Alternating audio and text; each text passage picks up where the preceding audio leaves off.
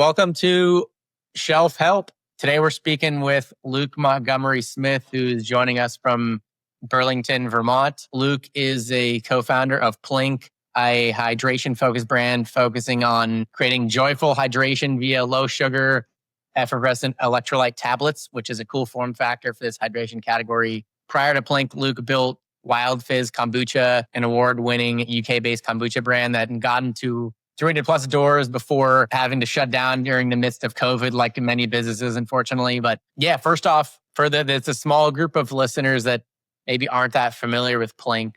Luke, just to kick us off, maybe just give us a quick lay of the land in terms of origin story, why behind the brand, want to hear about the name, some of the core products you guys offer, and maybe just a few places that listeners can get their hands on them, and then we'll go from there. Yeah, awesome. Thank you, Adam. Thank you for that lovely introduction. Excited to chat with you today. Yeah, so Plink, I can't actually take any of the credit for the sort of origins of Plink. That all goes to my brilliant co-founder, Max, who it's his birthday today. So I just want to say happy birthday, Max, belatedly, because this is coming out whenever it comes out.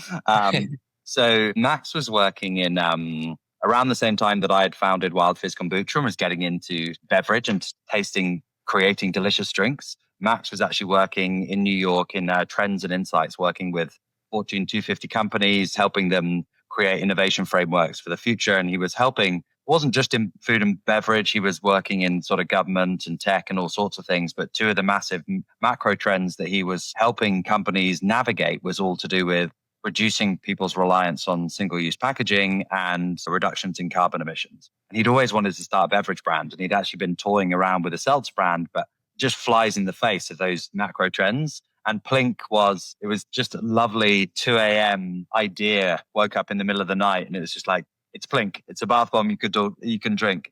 And it's sort of like, that was the idea. He texted a best friend. He was like, it's going to be great, sustainable, scalable, all of these things. And he just fell back to sleep. And his best friend was just like, that's got legs. Let's look into that. And he had been convinced, trying to get him to do it for a few years. And then, as you said in your intro, I used to have a kombucha brand in the UK, and I had got it to we were proud of where we got it to, but it was still an early stage business. And when COVID came along, we had to take the difficult decision to either take on a load of debt or shutter the business. And we shuttered the business. And I was telling a friend of mine who was Max's friend, and he was like, I know this has just happened to you, but I've got a friend, you've got to talk to him. He's had this brilliant idea. It's a bath bomb you could drink called Plink. And the friend had actually made a deck for him to pitch it to me and to try and bring me on. And I just had a product that was short shelf life, chilled chain distribution, glass bottles, aluminium cans, shipping it across the UK, exporting it to Europe. I just saw how crazy wasteful the beverage industry is. And there was something really sticky about that idea. They're sort of just tabletized drinks, just add water, bringing that sort of joy of beverage to life without the waste. So that was the sort of origin story of Plink. Awesome. That's great. Super, super helpful background. You mentioned Wild Fizz. That was going to be one of my first questions. I know before you built Plink, you built that pretty successful brand or shutting it down during COVID. And a bit of a similar story, not to go on a tangent, but I co-founded a business in the regulated cannabis space in the California market. Had a lot of success. Number one brand in our category for a few years in a row, raised a bunch of money, but we ultimately winded down the business as well. And I just wanted to spend just a minute or two touching on that second-time founder post-failure journey for others that may just be in a similar boat. And so it sounds like you got introduced to Max, heard about the idea. I'm curious, did you know you wanted to start another company pretty quickly after shutting down Wild Fizz? Did it take some time? Did you ponder jumping on board with another company when you met Max and heard about the idea? Were you initially apprehensive? And yeah, curious what that mindset looked like from a journey perspective, let's say. Yeah, I mean, for sure. And props on the business that you built. And obviously, any business is a success in creating something and bringing it to market. I think closing Wild Fizz really hurt. Took us to a really, really dark place. It was a really, really tough period. Very short, tough period because we had to move quickly. But, we had put blood, sweat and tears into building we had a brewery and we had set up our office and we had the little storeroom and we had where, our young kids, our babies suspended in between the doors where we'd clean. It was all of our tanks were named. It was fully kombucha and nicely hippily. And it was really, really hard. My initial reaction, I love how in the the beginning intro, I was like, yeah, jump straight back into it. But no, I mean, my initial reaction was like, hell no. Like, I just need to get a steady job and just chill for a bit, get my head screwed back on, just give my wife, who was my co-founder in Wild Fizz Kombucha, a break, the opportunity to just enjoy parenthood, recover from like the burnout of founder life. But it was COVID. So it was just this totally different time. So it was I was very fortunate. I actually got a job, but I used to work in events, experiential marketing, which is all meeting people in real life in festivals or venues. So it all closed down. So we were sitting there at home, stuck behind closed doors on laptops. So I just had time on my hand. And Max's idea was just in getting in there and investing into me. And it was just like, I'm probably the wrong person, but I could do it. Okay, what is it? What's he trying to do? And it was just, I started Googling, this bath bomb you could drink. What is a bath bomb? Okay, a bath bomb is sodium bicarbonate and citric acid. In the non-food space as well as in the food space, I was like, okay, so sodium bicarbonate, citric acid food. It came up like effervescent tablets was like the fifth search kind of thing. And I was like, okay, oh yeah, of course. Barocca is a UK brand that I'd heard of. I was like, it already exists. Okay, that's a good starting point. This isn't a food tech challenge. It's like potentially there is something here. And so it wasn't like I didn't go like dive in straight away, but I was just chipping away a couple of hours a week to begin with, and then like got a bit into it. And then I realized I was like, okay, I'm got clearly interested in this now. Let's just work and I told my wife and she was just like, no, she's like, that's a really bad idea. And I was like, okay, but I think I really want to do this. You know how fun it was when it was fun. You can remember the feeling that we had. This is what it is. I've got these guys, Max and his friends are like just lovely human beings. They had some good connections to help us get some introductions to some early investment. I was like, look, babe, we can do this differently. I can pay myself a salary. Let's just try and build this a different way. And I can't remember how long that period, whether it was weeks or months. So it took a bit of time to come to dive back in. But I did heal some scars first, or like a little bit, and come in definitely with sort of like less fucks given and like less stress about the whole thing compared to Max, who's a first time founder. Yeah, totally. You mentioned a bit about, we can approach this differently. We have some investor connections. We can pay ourselves. And that was going to be my next question in terms of once you decided, yes, I'm going to do this. What way did you approach building Plink just differently versus Wild Fizz, just in terms of being that second time founder and kind of some of those learning lessons that you brought to the table in round two, let's say? Yeah, I mean, I still have lessons to learn.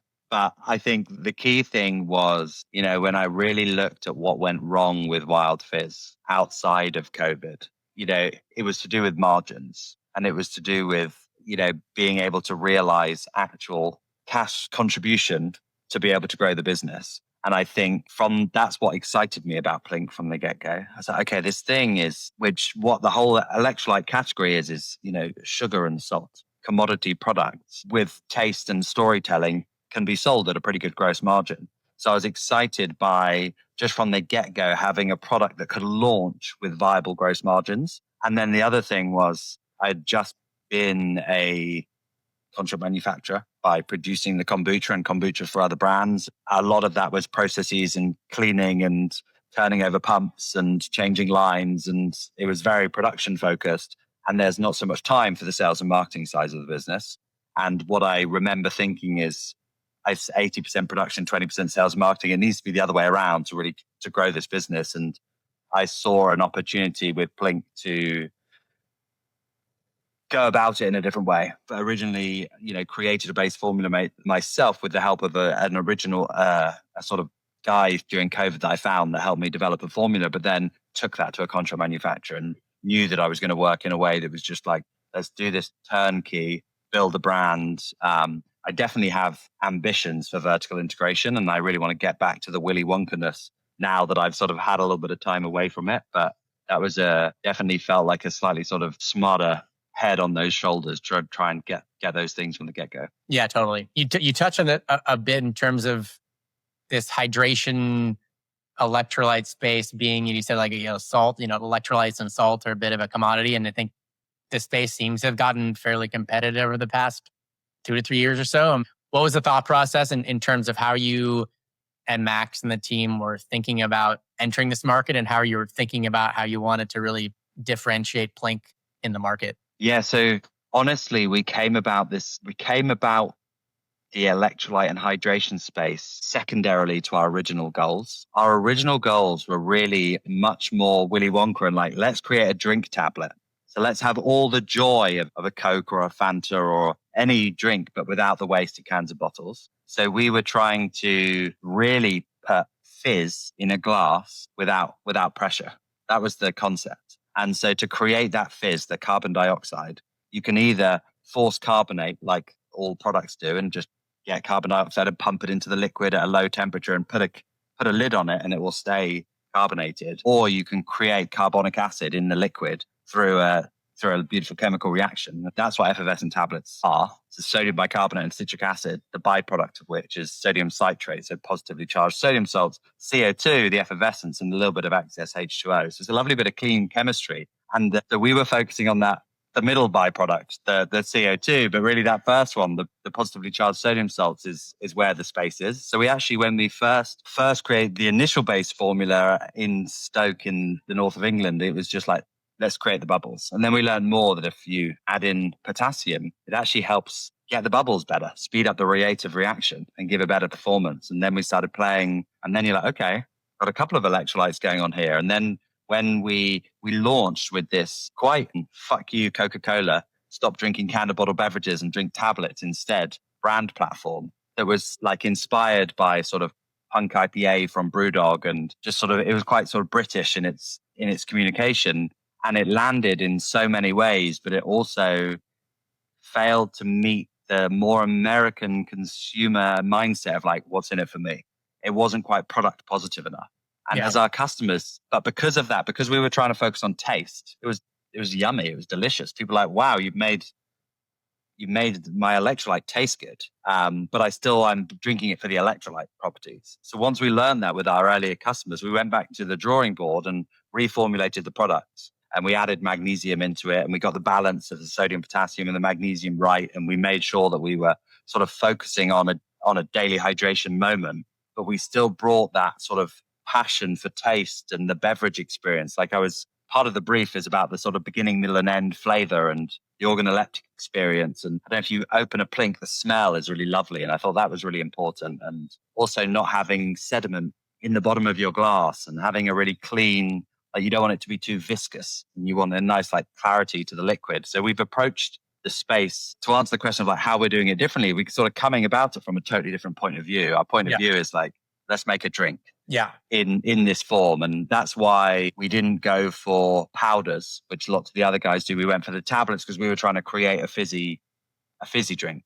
And then we've realized that we're like, oh, wow, okay, we're stepping into a really busy space. Like you said, it's sort of, there's now $1 billion juggernaut with Liquid IV, and there's these incredible brands that have come in sports with Element and in hangovers with Waterboy and all over the place. And I think where Plink feels that its sort of uniqueness is about just everyday enjoyment. It's almost like the spindrift of hydration. Eventually, we want to just have flavor palettes just for everyone in the family to really enjoy and feel something that you consume, as many of our customers, and I definitely do, multiple Plinks per day in a way that you could with a LaCroix or a Spindrift, but without the guilt of that can going in your blue recycling bin. Yeah, totally. That's really helpful. On that topic of product development, I think one thing that I read was it sounded like it was a bit of a challenge to find a co-packer that was willing to package the tablets in anything other than those, what I think is what everyone is kind of the default are those plastic tubes versus your individual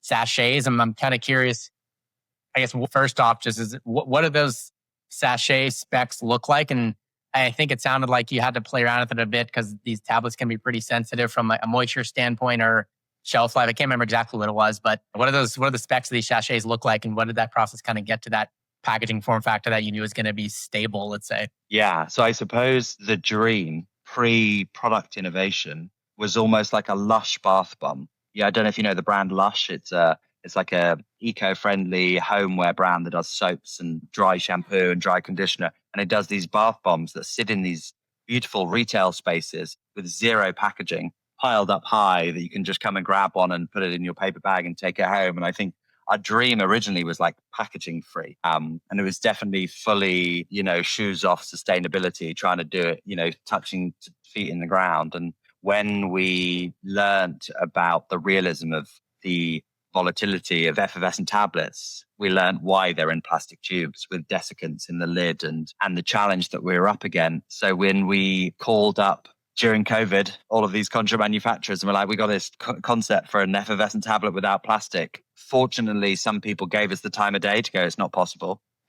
Sorry about that. Most people were just like, most people obviously you can't get through to.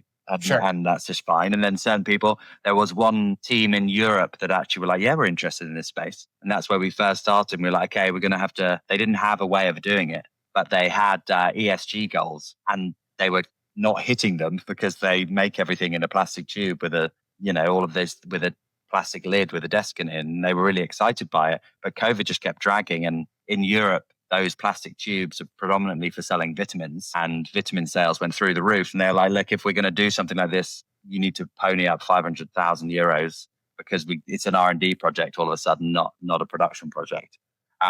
So we're like deflated and like, okay, all right, back to the drawing board, start again. And eventually we found someone in the US that wanted to explore it with us, but still it's never been scaled in the packaging that we have. So there are some challenges with it. It's an aluminium foil is the barrier property, but it does contain an LDPE liner because it's an aluminium and it's a food safe in the same way that every Coke can. Aluminium has a plastic liner to it. So sort of, and that really, for me, there was a point where I was like, am I going to do this? I don't know if I am. It's putting a load more plastic into the world at a time when I fully understand that we ought not be doing that.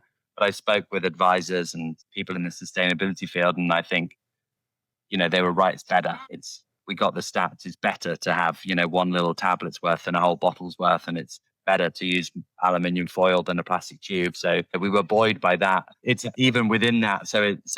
We're pretty happy with where we got to in terms of from a sustainability and a packaging protection standpoint. It's an aluminium foil. There are some challenges with it. We've seen, like, if it were to go in a container ship across to Australia, as it currently is, like, it would cook in the aluminium, the heat, it wouldn't be able to cope. Whereas in the plastic, it wouldn't keep generating more heat. You might be able it to be slightly stronger. So yeah, it's been a really fun challenge. And at the moment, it's all hand packed into the boxes, and it's something that we're working on to try and improve that as we scale. Yeah. So it sounds like this co-pack you're working with, they didn't have this capability to package these tablets in these sachets versus the plastic tubes. Did you have to convince them, or did they have to buy any new equipment to be able to work with this specific form factor? Are they also just packing the tablets in the pouches by hand right now until it gets to the scale where investing in some automation makes sense? No, what's really interesting is in effervescent tablets, almost all of the factories do actually do some version of this because for samples to just send out single serves just on a smaller line. So on the non-automated lines. What's amazing about effervescent tablet lines is they are predominantly 100% fully automated, from going in the blender to being put in that sort of cardboard tube after it's been packed into the plastic tube. Sorry, the cardboard box after the plastic tube is just 100% touch-free, which is obviously why everything is as it is. It's fully automated in the plastic tubes, which is what's amazing about effervescent tablets is the technology's been going for well over 100 years at this point. Right. So I sort of fully understand why every co-man was going, just put it in a tube, dude. Just wrap the tube, put your brand on the thing. And I think I'm really glad that we held strong on that. And we're now building a great relationship and hoping to show more brands that there are different ways to do it and bring joy to a category that has maybe got a little bit stale, but has so many legs, so much legs. And I'm really excited about effervescent tablets as a platform in general. Yeah, I definitely think that's one way to really differentiate in a competitive space is actually having a different form factor, packaging form factor, combination of the two. So I think super smart from that perspective too.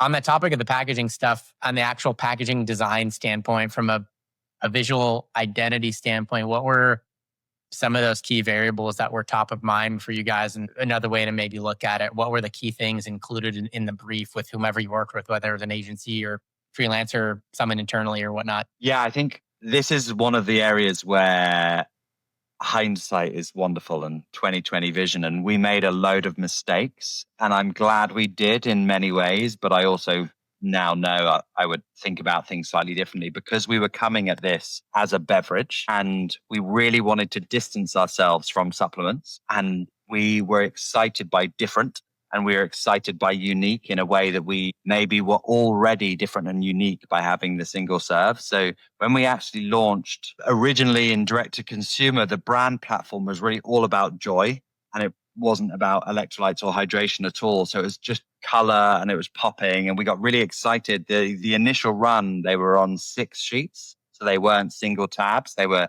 6 of them together and it was like the size of an envelope.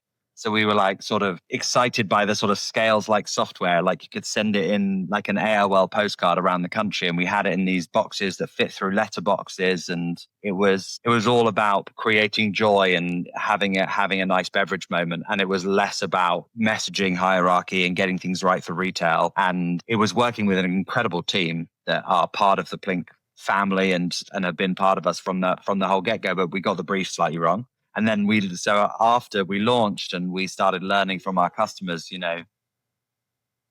have created this delicious hydration moment. That's what you are. You're a hydration product. We went back and we started studying Noon and Liquid IV and the players that were in the space. But we still really, really wanted so much more difference. Our box on the pack, we were taking cues from beverage. So at the time it was a tea dispenser and had a tear open thing and you would take one from the bottom.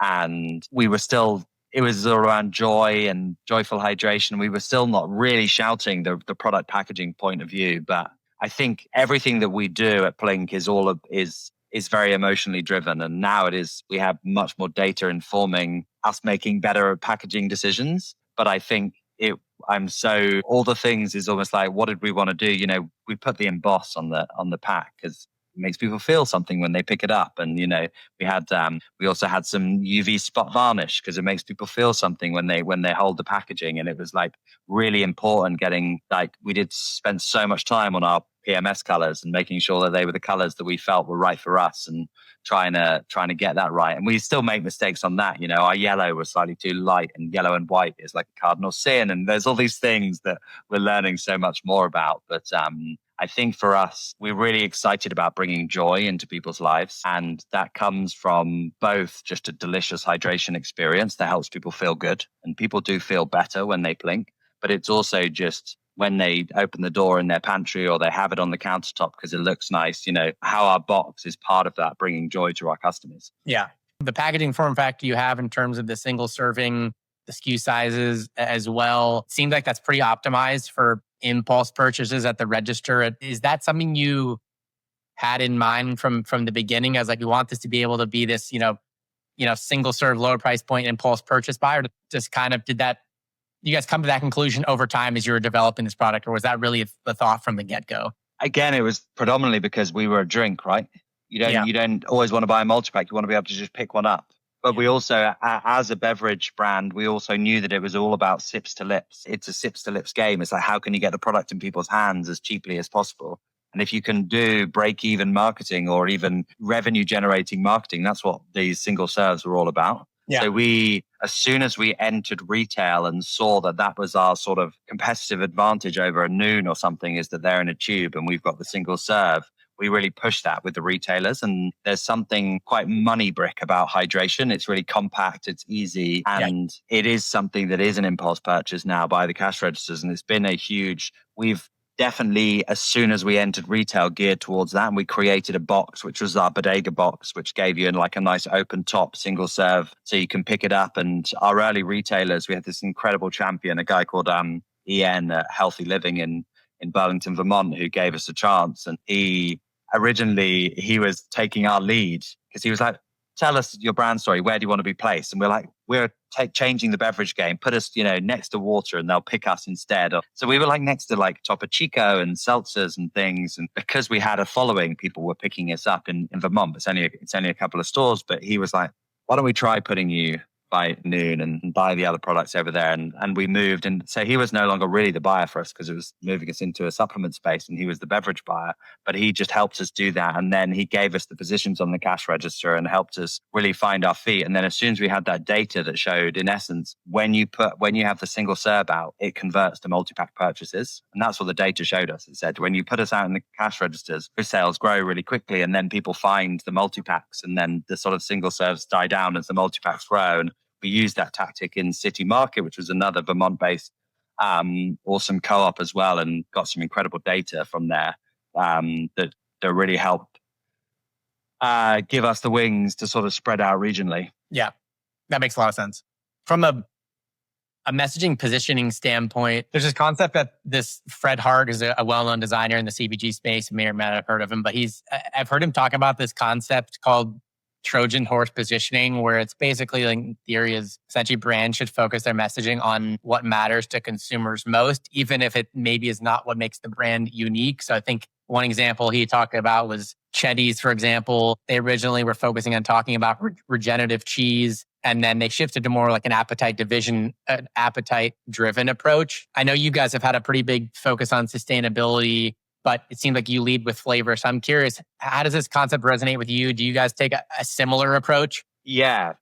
Yes, I'd say we do. And I know Fred. I've met him a couple of times. I think he's a great dude. We struggled with that, to be honest, originally, because we were so focused on sustainability as our sort of, it was like we had 3 brand pillars. It was like easy sustainability, or 2. And the other one was sort of like joyful wellness, like accessible wellness. And I think we were really pushing sustainability in so many more ways, from like on our socials and in our messaging, because it felt like important to us. And when we realized that was almost like, it's kind of post-purchase now in many ways. It is still cider pack, but it's the sort of smug glow that you get when you receive the email afterwards going, oh yeah, by the way, it's 1% for the planet and we've got our sustainability things and you've helped, keep plastics out of the ocean. But really I think it's about learning what the customer wants, right? And it was daily hydration and great tasting hydration is what they keep telling us they come back for. And we're continually getting better at that.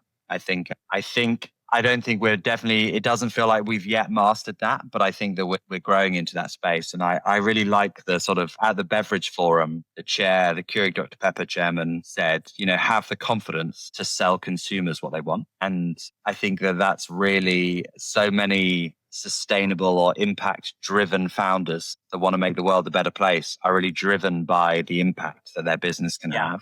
But at the heart, a customer wants to buy something, and it's not because of the brand in general. Right. It's because of the product attributes, and it's because of the feeling, and it's because of the whatever the active ingredient is or whatever it is. It's because of the experience that they'll have. And I think that really hit home to me, and it's something that we've since then been like really clear on with all of our ads and bits and pieces. And it's it's converting well to just being like, this is what our customers say, this is what it is, and just keep it simple. Totally. Yeah. I mean, it typically takes, you don't have the right message right away. It typically takes a while to hone it in and iterate over time. From a go-to-market standpoint, sounded like you focus on D2C for longer than you may have liked, resisting the urge, expanding to retail quickly, which it seemed like that benefited in the long run. In what way did it feel like waiting helped create a bit of an on-ramp for success at retail, whether it's having more data to use when you're pitching retailers or maybe something beyond that?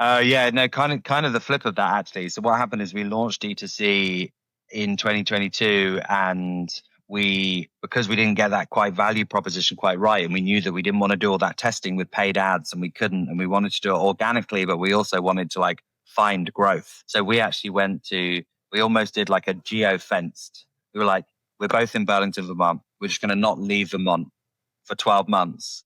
And we're going to test, tweak, iterate, learn, grow as well. So we actually did our sort of initial testing IRL in retail. And it was in those 2 stores, Healthy Living and City Market, really 4 stores, small chains, and a number of other stores across the state. But we went through like 4 or 5 packaging iterations, pricing changes. It led to a formula change. We did all of that learning in that sort of 12-month period. And we learned, we got some really phenomenal cash register data that showed that we could outsell Liquid IV and outsell Noon. And we got some really incredible consumer data that led us to reformulate the product and bring a better product to the market and sort of improve our pricing higher structure.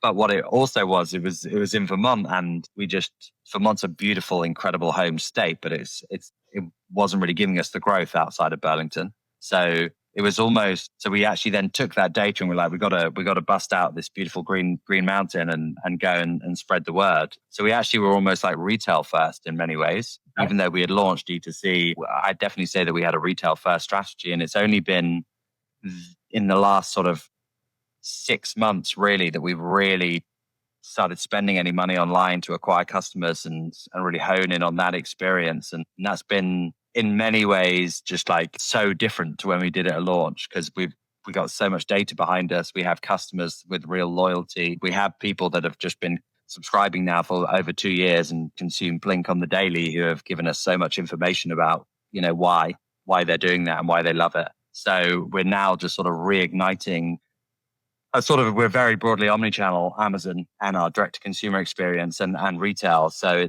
it was maybe backwards actually. Many brands go all D2C first and then find their way into retail, maybe with more ease or maybe not with more ease. I think the interesting thing is that there's no right path. I think it is. Yeah. Talking to a founder a couple of days ago, survive and advance was his phrase. That's what it's all about. Yep. I 100% agree with that.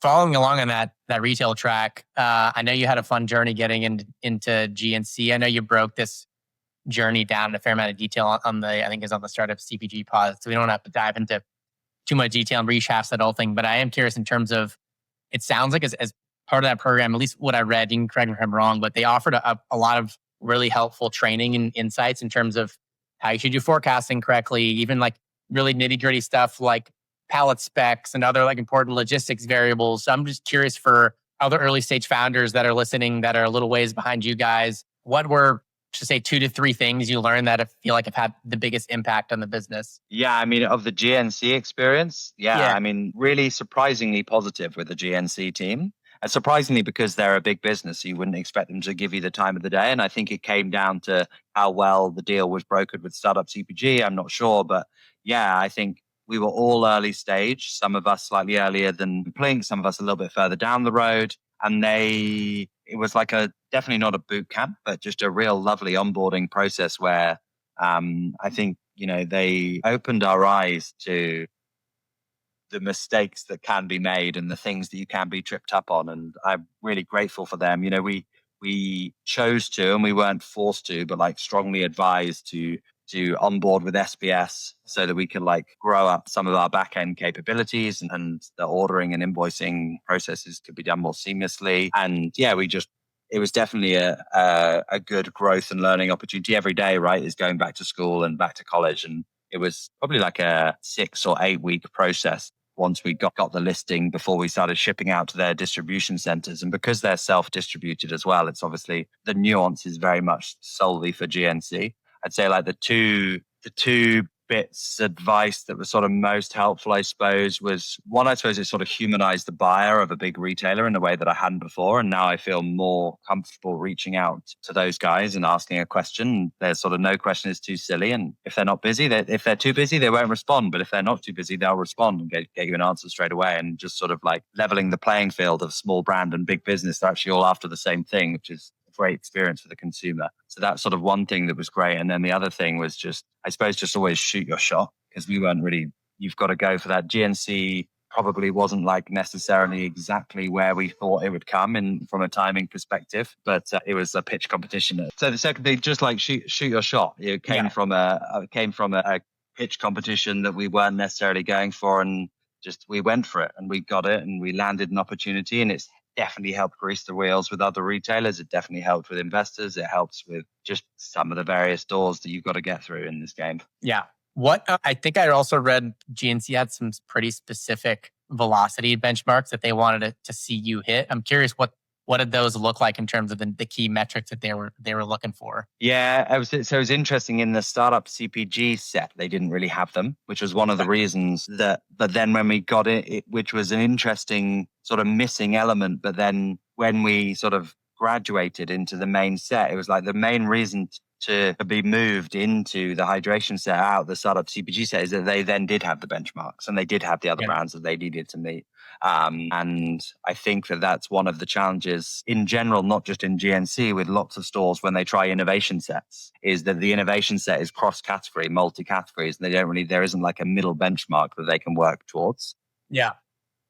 But yeah, it's interesting, the benchmarking. I was talking to another founder yesterday about this. I think every buyer wants the benchmarks to be greater than what their average sales are. So it's a kind of interesting thing where they're like trying to bring like fresh juice to the category. And, we're still a small brand without a huge marketing budget. They all want the benchmarks. Right. They want to make money. Right, of course. For the founders of fast-growing, up-and-coming brands, they're just starting to get on shelf. What would you say? What have you learned as now I think you're on the shelf in CVS, and I'm sure a bunch of other retailers. What have you found are the key differences in terms of sell-in and sell-through at supplement-focused stores, whether it's GNC or Vitamin Shop versus your CVSs or Walmarts or Targets or whatnot? Yeah, I'd say the thing that any founder ought to do is like come in with your eyes wide open. Those things that you mentioned is a broad church, and they all have wildly different velocities. Yeah, over 10 to 20 times different velocity expectations across whether it's be drug to mass and grocery and natural. And I think the most important thing is to know who you are and what you'll be benchmarked against. And when we first launched, we were benchmarking ourselves against beverages. The turns in beverage are rapid and the turns in supplement are less so because you're buying a multi-pack firstly, and generally more than a week's worth in that multi-pack. So it was actually quite disheartening for us at the beginning because we weren't benchmarking ourselves appropriately. And when we got some data that sort of made us feel that we were closer to beverage benchmarks, we were like really hooked onto that data and was really excited by it, as opposed to really delving into why that was happening and why that was in a specific short window and what our sort of more nationally average benchmarks would be in that space. So I think the key is like, if you effectively benchmark yourself, then you can do a much better job. And I think is easier and easier and easier now that more and more data is sort of getting readily available for that. But I would, but every channel has its upside and its downside in that sense. That the ones with the great velocities, they have expectations for promos and paying for end caps and paying for just advertising space, internally. So yeah, I think there's no one channel that's better than the others in the supplement space. Yeah, for sure, totally. And one thing I know in retail, whether it's the supplement space or